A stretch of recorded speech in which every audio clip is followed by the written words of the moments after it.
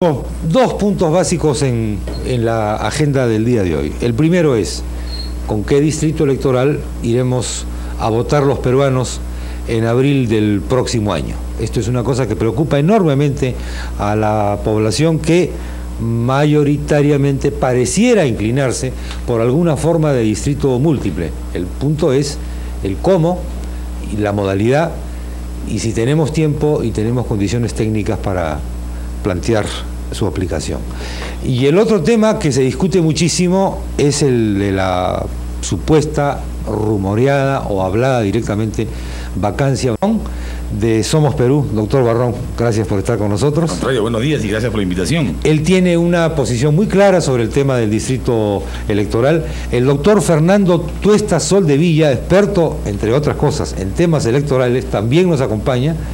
Y yo me voy a atrever a pedirle a él que comience esta parte sobre los distritos electorales. Y están en camino ya la doctora Marta Chávez, que como usted sabe es congresista de Perú 2000 y presidente de la Comisión de Defensa Nacional, y el doctor Luis Solari de la Fuente, connotado líder de Perú Posible. Vamos a pedirle a Fernando Tuesta que nos haga un poquito de pedagogía. ¿De qué estamos hablando cuando hablamos de distrito único o de distrito múltiple? Y sobre todo, cuando hablamos de distrito múltiple, ¿de qué varias cosas podríamos estar hablando? Fernando, por favor. Bueno, buenos días, amigos de RPP, Chema, Javier, ¿qué tal? Bueno, distrito o circunscripción es el espacio en donde en realidad se eligen un determinado número de parlamentarios.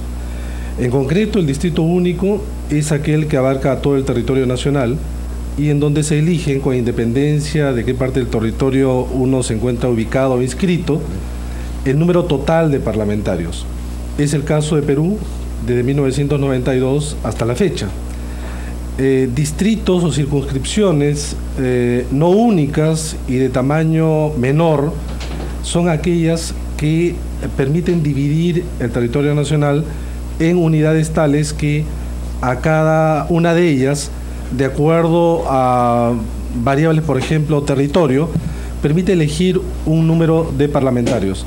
Es el caso, por ejemplo, hasta el año 92 de la Cámara de Diputados, en donde se elegía un número de diputados por cada departamento. La discusión hoy es, en estos días, es si es que se mantiene el distrito único, es decir, elegir a los 120, o se pasa a la elección a nivel básicamente departamental. Existen otras variables, pero la que está en realidad en discusión es a nivel departamental.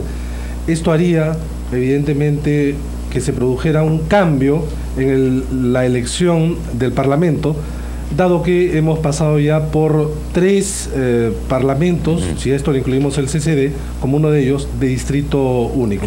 Ahora, pero no es solamente el cómo se elige, sino las implicancias que tiene cada uno de ellos. Quizá para que lo sepan los radioyentes, en realidad pasar de uno a otro tiene implicancias muy grandes en la composición del Parlamento.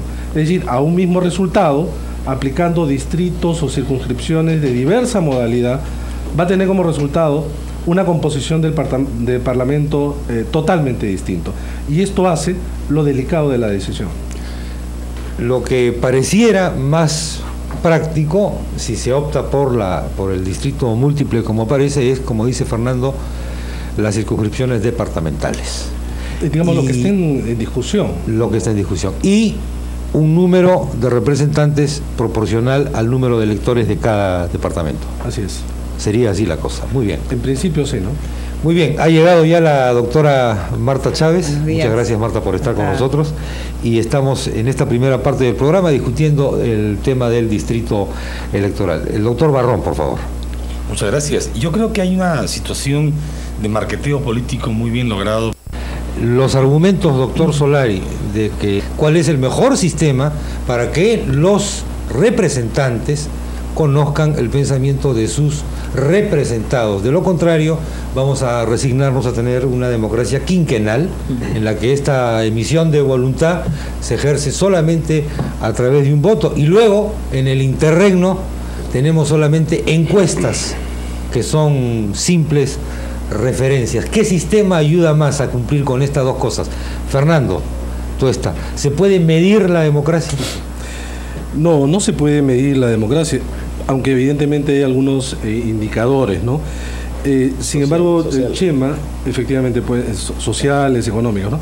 Sin embargo, Chema, habría que quizá para ayuda de los radioyentes, lo siguiente, y algunas precisiones. No en todos los sistemas electorales el que consigue más votos consigue escaños, ni siquiera la presidencia de la República. Probablemente Bush sea el ganador en Estados Unidos y va a tener menos votos que Al Gore. Los sistemas de mayoría, que son los anglosajones, pueden darse ese tipo de situaciones. En segundo lugar, entiendo las preocupaciones de Javier en términos de relación entre porcentaje de votos y escaños, y es cierto que el distrito único acerca esa relación, es decir, al partido que obtiene un porcentaje de votos, obtiene más o menos igual un porcentaje de escaños. Sin embargo, con diseño de circunscripciones adecuado, esto también se acerca. Pero hay otro punto, que no es solamente las virtudes de un sistema, hace que aquel que acerque ambos porcentajes es el mejor sistema. Si así fuera, no solo 8 países en el mundo tendrían distrito único, y ninguna democracia estable, moderna, importante, digamos, tiene distrito único. Y entonces habría que preguntarse ¿por qué? Porque el sistema electoral que uno elige no solo requiere una relación casi idéntica entre el porcentaje de votos y escaños, tiende a ser parecida, porque hay otros elementos del sistema que son sumamente importantes, que es las implicancias que tiene esto en el número de partidos. Todos los sistemas electorales tienen una capacidad reduccionista. El sistema único lo que hace es crear la dispersión partidaria, y esto sí crea problemas en la representación, en el diálogo político y en la representación, a tal punto que con el distrito único en el Perú, y esto es demostrado por los números, hemos tenido 10, 13 y 10 partidos y agrupaciones presentes en el Parlamento como nunca antes en la historia. Y por otro lado también habría que relativizar aquello que indica que un representante, cuando sale elegido en una circunscripción, digamos departamental o regional o provincial, porque también lo hubo en el Perú, e incluso uninominal, tiende a ser un representante forzado a mirar su pequeña representación.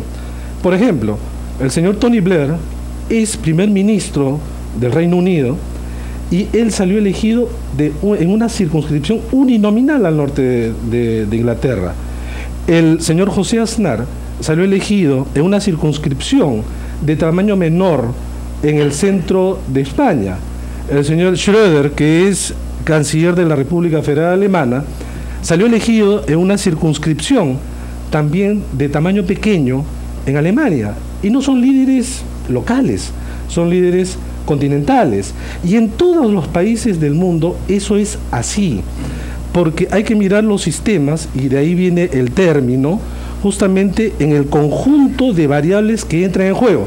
Por ejemplo, acá lo ha dicho la doctora Marta Chávez, una cosa es circunscripción, por ejemplo, con lista cerrada, y otra cosa es circunscripción con voto preferencial. Una cosa es circunscripción a nivel departamental con lista cerrada, y otra cosa es con voto preferencial, pero a eso habría que agregarle más cosas. Se le podría agregar el umbral de representación, se le podría agregar el sistema incluso matemático, que no se discute del año 62. El sistema DONT no se discute en Perú del año 62, nadie lo pone en cuestión. ¿Qué hace el sistema DONT, por ejemplo? Porque cifra repartidora famosa que todos hablan y casi nadie entiende.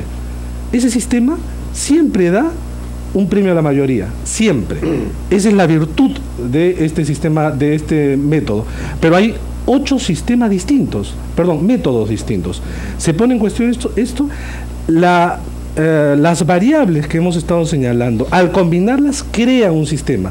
A tal punto hay una oferta, hay una posibilidad de combinar, que casi existen tantos sistemas electorales como países en el mundo.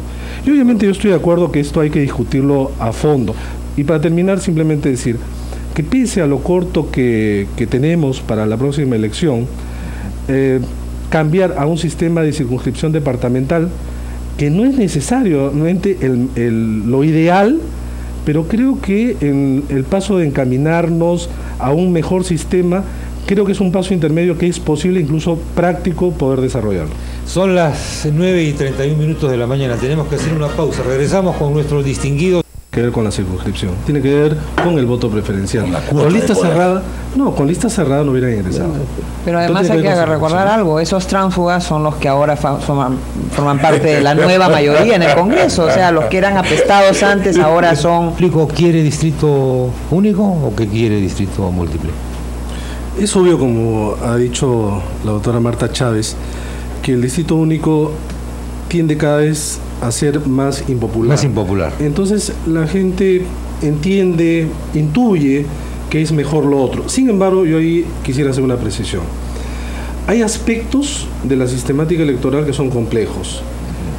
Incluso gente que debate este punto creo que no logra percibir que cuando uno dice una combinación de variables, no se puede discutir muchas veces una de ellas en sí mismo pensando en virtudes o defectos, porque puede ser, depende de la combinación.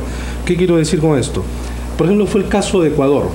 Ecuador propuso a través de un referéndum su sistema electoral. Y era curioso, porque además era pregunta por pregunta. En este momento Ecuador sufre los percances de un sistema que pasó por un referéndum, y la gente que podía entender entre circunscripciones mixtas, circunscripciones uninominales, lista cerrada o lista abierta, que ocurre ahora en Ecuador.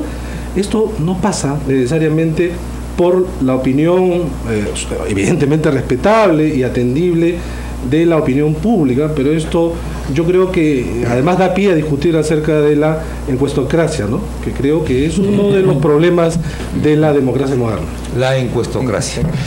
Muy bien, ya que estamos hablando de encuestocracia, hay un tema que se va a someter seguramente a encuestas, pero que está dando muchísimo que discutir y que conversar, que es el famoso tema de la vacancia de la presidencia de la República. Esto se pone en la primerísima fila una vez que Valentín Paniagua, que ha estado acá hace algunos minutos, es elegido presidente del Congreso. Se ve que hay un cambio de la correlación de fuerzas. Evidentemente no es un tema técnico, porque ese es un tema evidentemente político, pero... Hay, Chema, un hecho que muestra la realidad palpable de estos 3 últimos meses. El poder en el Perú, en los últimos años, consistía en una combinación asimismo de poderes reales más el poder que ejercía el presidente Fujimori a través de la opinión pública. Los poderes reales se han modificado progresivamente en estas últimas semanas, y a su vez el presidente Fujimori ha perdido, esto lo acaba de comentar Lucho Solari, progresivamente esa capacidad y esa identificación que hizo gala el presidente Fujimori a lo largo de una década. En segundo lugar, es claro que existe este serio problema comunicativo entre ministros, parlamentarios, los que en este momento se encuentran acá en el país, y el presidente Fujimori. Hay un desconcierto grande y que lo nota la opinión pública. Y aparece esto como una pérdida de mando y autoridad del presidente Fujimori. Es una percepción pública, digamos, fuera de cualquier valoración. Javier, que lo dijo, existe una percepción que no es el mismo. Entonces, con independencia de la demostración sobre hechos concretos, que se puede discutir sobre el doctor Valentín Paniagua, etcétera, etcétera, en conjunto, lo que es claro es que incluso al interior mismo del gobierno se está discutiendo o se han hecho pronunciamientos acerca de la vacancia o de la no llegada del presidente Fujimori al 28 de julio. Y esto indudablemente le otorga una dosis de inestabilidad y de inseguridad al país. El presidente Fujimori debe llegar el día de mañana, creo, si no, lo ha postergado. Bueno, entonces, ¿cómo puede hacer el presidente Fujimori para revertir esta situación? Sin embargo, todos los antecedentes inmediatos van en contra de él. Incluso la no captura de Vladimiro Montesinos, que por ejemplo podría ser un punto que pueda revertir, y yo lo veo, sin embargo, un poco difícil. No creo que es justo darle Sí.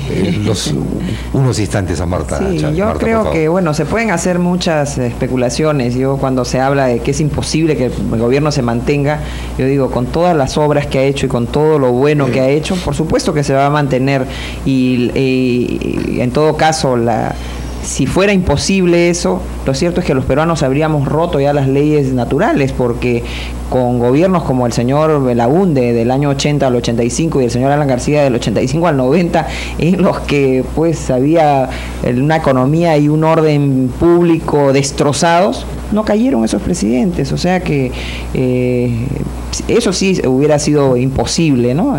Ahora, candidatos que caen también, sin hacer nada, por su sola campaña caen desastrosamente. ¿Cómo no va a caer alguien que hace labor y que esa labor, el que no hace nada nunca se equivoca, ¿no? Pero el que hace y el que pone en marcha y el que cambia criterios como los que existían en el Perú, por ejemplo, ¿a cuántos empresarios no les gustaría que siga la política del gobierno del señor Alan García, ¿no? Con Dólar MUC. Tuesta, muy amables. Son las 10 de la mañana, ha sido esta edición de Enfoque de los Sábados. Viene de inmediato el especial del Informativo Solar.